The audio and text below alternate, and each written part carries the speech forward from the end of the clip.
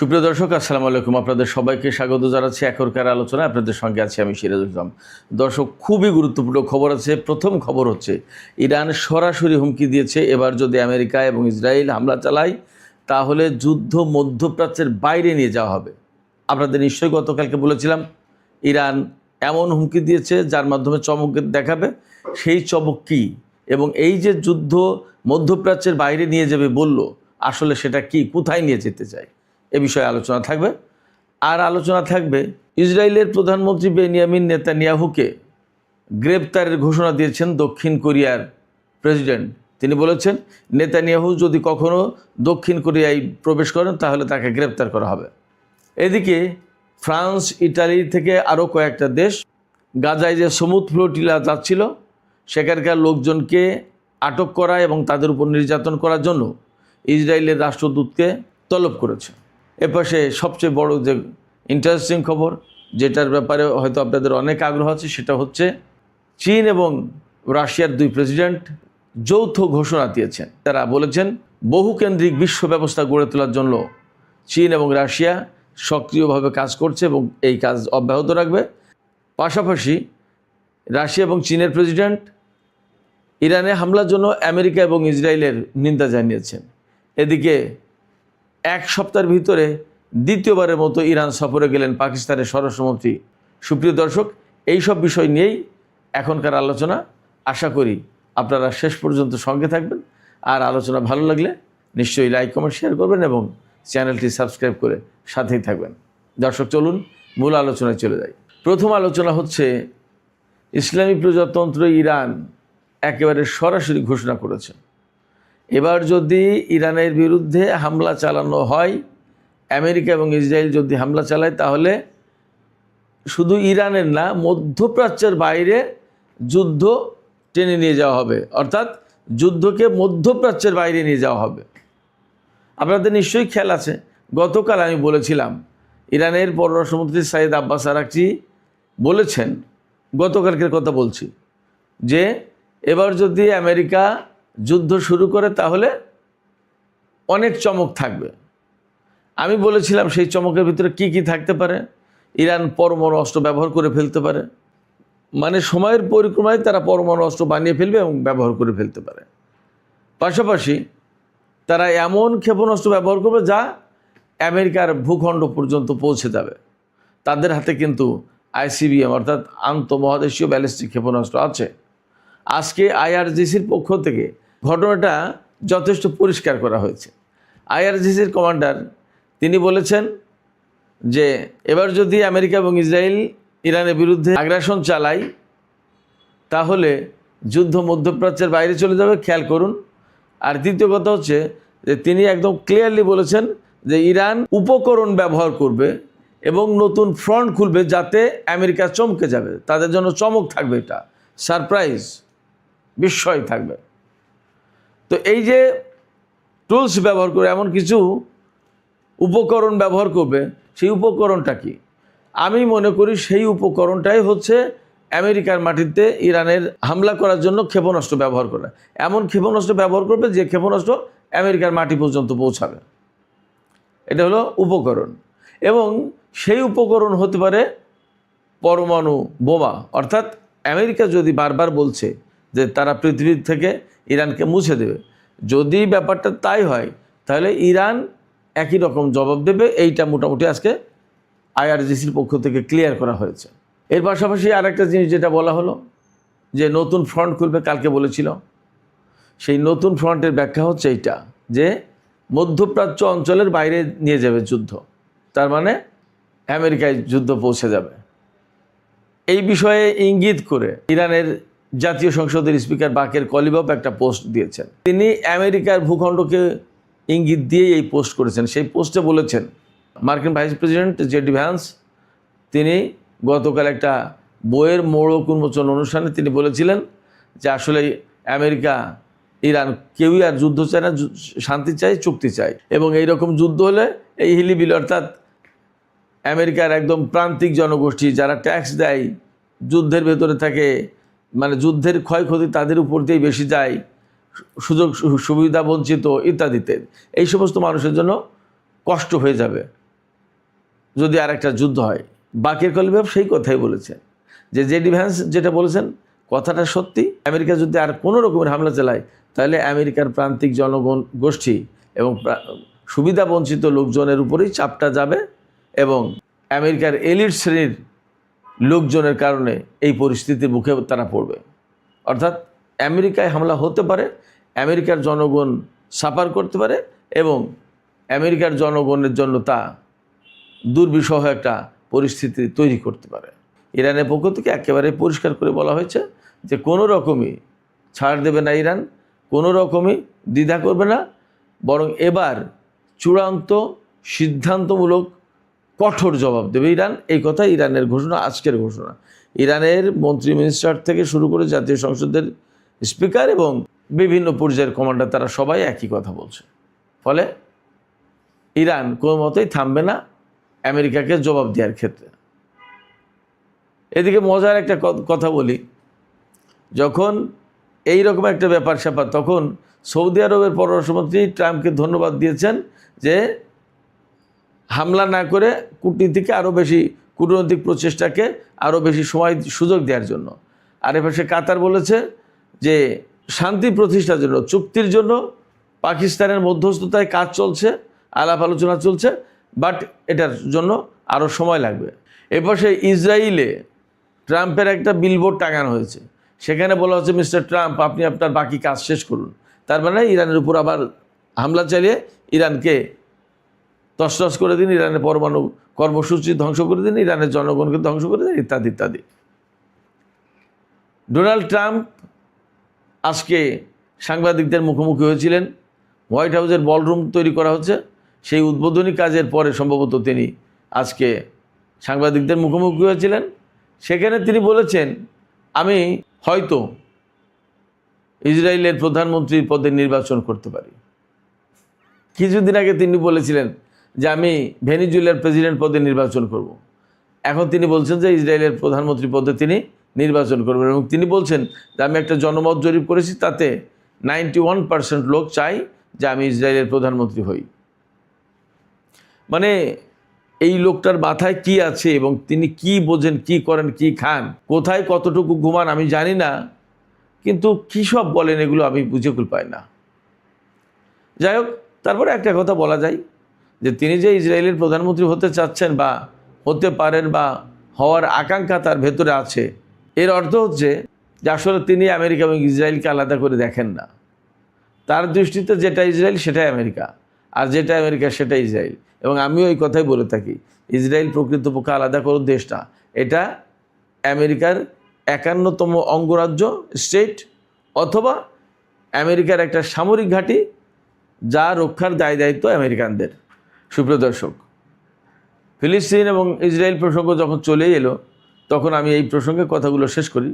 আপনারা সবাই জানেন গাজা ফ্লোটিলার নতুন করে পাঠানো হয়েছিল। সেই সমুদ্র ফ্লোটিলার যে সমস্ত লোকজন 400-450 লোক, তাদের সবাইকেই প্রায় আটক করেছে এবং তাদের সাথে অমানবিক ব্যবহার করা হচ্ছে। তাদেরকে খাদ্য খাবার ঠিকমতো দেওয়া হচ্ছে না, চিকিৎসা দেওয়া হচ্ছে না, তারা হাঙ্গারি স্ট্রাইক করেছে এবং তাদের সাথে যাচ্ছে তাই বাজে ব্যবহার করা হচ্ছে, আটক রাখা হয়েছে। তার ভিতরে দক্ষিণ কোরিয়ার 2 জন নাগরিক আছে এবং বিভিন্ন দেশে, বিশ্বের বিভিন্ন দেশের, ইটালি, ফ্রান্স, বিভিন্ন দেশের লোকজন আছে, জার্মানির, তুরস্কের, পাকিস্তানের, অস্ট্রেলিয়ার বিভিন্ন দেশের লোকজন আছে, আমেরিকার আছে। তো দক্ষিণ কোরিয়ার প্রেসিডেন্ট লি জায়ে তিনি বলেছেন তার দেশের 2 নাগরিককে যে আটক করেছে এবং এরকম অমানবিক অবস্থায় রেখেছে, এই কারণে তিনি প্রচণ্ড ক্ষোভের সাথে ক্ষিপ্ত হয়ে বলেছেন নেতানিয়াহু যদি দক্ষিণ কোরিয়ায় আসে তাহলে তাকে গ্রেপ্তার করা হবে। এবং আইসিসি কিন্তু নেতানিয়াহুর বিরুদ্ধে গ্রেপ্তারি পরোয়ানা জারি করে রেখেছে। দক্ষিণ কোরিয়ার প্রেসিডেন্ট বলছে যে আমরা এই আইসিসির গ্রেপ্তারি পরোয়ানা অনুসরণ করে আমরা নেতানিয়াহুকে গ্রেপ্তার করব। সে আমাদের দেশের নাগরিকদের এইভাবে সে আটক রেখেছে এবং তাদের উপর এরকম জুলুম করছে, অত্যাচার করছে, তাদের টর্চার করছে। ইসরায়েল যাদের আটক করেছে তার ভিতরে ফ্রান্স, ইটালি, বিভিন্ন দেশের লোকজন আছে। ইটালি, ফ্রান্স, এই সমস্ত কয়েকটা দেশ ইসরায়েলের রাষ্ট্রদূতকে, যে যে দেশের ঘটনা সেই সে দেশের ইসরায়েলি রাষ্ট্রদূতকে তলব করেছে যে কেন এটা করা হলো, ব্যাখ্যা। তার মানে পৃথিবীতে ইসরায়েল এত বেশি কোণঠাসা হয়ে পড়ছে, এত বেশি ঘৃণার পাত্র হচ্ছে। 2 দিন আগে আপনারা নিশ্চয়ই জানেন ইউরোভিশনে কিন্তু ইসরায়েল অংশগ্রহণ করেছে বলে স্পেন, আয়ারল্যান্ড, আইসল্যান্ড এইরকম 4-5টা দেশ ইউরোভিশন বয়কট করেছে। ইউরোপের দেশ তারা। আপনি ভাবতে পারেন ইসরায়েলের অবস্থা কোথায়। সেই ইসরায়েল ট্রাম্পকে উস্কানি দিচ্ছে ইরানের বিরুদ্ধে হামলা চালানোর জন্য। আমি মনে করি যে এই উস্কানিতে পড়ে যদি ডোনাল্ড ট্রাম্প ইরানের উপর হামলা চালায় তাহলে এবার ইসরায়েলের অস্তিত্ব রাখবে কিনা ইরান সন্দেহ আছে। কারণ ইরান অনেক বেশি অ্যাডামেন্ট ইসরায়েলের এই ধরনের উস্কানি বন্ধ করার জন্য। তো এই ধরনের উস্কানি বন্ধ করার জন্য অ্যাডামেন্ট থেকে যদি উস্কানি বন্ধ করতে হয় তাহলে ইসরায়েলের উপরে এমন আঘাত করতে চাইবে ইরান যাতে তার উস্কানি বন্ধ হয়। আমি একটু আগেই বলছিলাম যেখানে পাকিস্তানের স্বরাষ্ট্রমন্ত্রী 1 সপ্তাহের ভিতরে 2 বার ইরান সফরে গেল, আবার আজকে উনি সফরে গিয়েছেন নাকাবি। তিনি চেষ্টা করছেন বা পাকিস্তান চেষ্টা করছে আমেরিকা এবং ইরানের মধ্যে একটা চুক্তি হতে। ডোনাল্ড ট্রাম্প বারবার বলছে, ডোনাল্ড ট্রাম্পের কথায় তো আসলে কোনো যায় আসে না, তিনি কখন কি বলেন আর কখন কি বলেন না বলা মুশকিল। তিনি একবার বলেন চুক্তি হয়ে যাবে, ইরান পাগল হয়ে গিয়েছে চুক্তির জন্য, আবার তিনি বললেন যে চুক্তি না করলে কিন্তু হামলা করা হবে। আজকেও তাই বলেছে। সেক্ষেত্রে এই রকম লোকের সাথে চুক্তিতে যাবে কিনা ইরান সেটা একটা ব্যাপার, কঠিন হবে। তো তারপরেও পাকিস্তানের পক্ষ থেকে খুব চেষ্টা চলছে। এই চেষ্টার অংশ হিসেবে পাকিস্তানের স্বরাষ্ট্রমন্ত্রী নতুন করে ইরান সফরে গেছেন। কিন্তু এবং এমন হতে পারে বিভিন্ন মাধ্যমে খবর পাওয়া যাচ্ছে যে পাকিস্তানের সেনাপ্রধান ফিল্ড মার্শাল আসিম মনির তিনি আবার হয়তো আগামীকাল ইরান সফরে যেতে পারেন। তো যখন বিশ্বের সব জায়গা থেকে কূটনীতির ব্যাপারে কথা বলা হচ্ছে, যুদ্ধ না শান্তি চুক্তি এই ব্যাপারে কথা বলেছে, তখন ইসরায়েল কিন্তু ঠিকই উস্কানি দিচ্ছে ডোনাল্ড ট্রাম্পকে, এবং ডোনাল্ড ট্রাম্প মাঝে মাঝেই ইরানের বিরুদ্ধে হুঁশিয়ারি উচ্চারণ করছে, যুদ্ধের হুমকি দিচ্ছে। আর ইরান সেই কারণে তাকে পুরোপুরি প্রস্তুত থাকতে হচ্ছে। এমনকি ইরানের পররাষ্ট্রমন্ত্রী আজকে বলেছেন যে আমরা যদি নতুন করে আমেরিকার সাথে কোনো আলোচনায় বসি তাহলে প্রয়োজনে আমরা আমাদের পেছনে ক্ষেপণাস্ত্র লঞ্চার নিয়ে বসবো। তার মানে যদি হামলা করে তো ওইখান থেকে ক্ষেপণাস্ত্র হামলা শুরু করব। এটার মানে হচ্ছে যে ইরানের যুদ্ধ প্রস্তুতি কেমন সেই কথা তিনি পরিষ্কার করে দিলেন।